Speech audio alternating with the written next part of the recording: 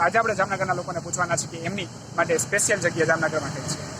મારી ખાસ પસંદગીની જગ્યા ગણીએ ને તો અત્યારે હાલની જામનગરમાં લાખોટા તળાવ જે છે, રણમલ તળાવના નામે ઓળખાય છે, એ અમારી મેઇન જગ્યા છે અને પસંદગીની જગ્યા નથી.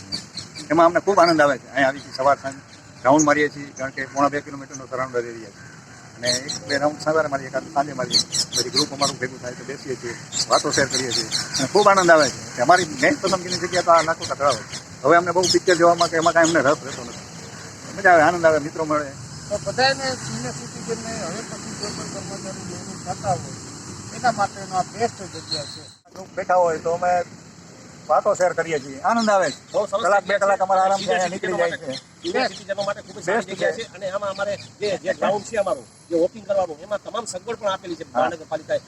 આપણે પાણીની આ તે બીજી કોઈ સેવા, કસરતના સાધનો છે, તમામ સેવાઓ આપેલી છે. બગીચાઓ છે.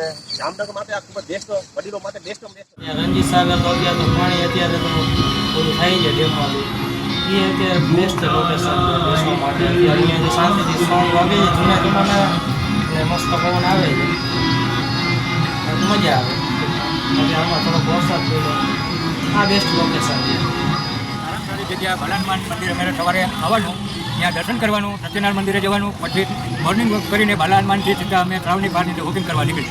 પૂરું 1 રાઉન્ડ 2 કિલોમીટરમાં થોડું બધું હોય.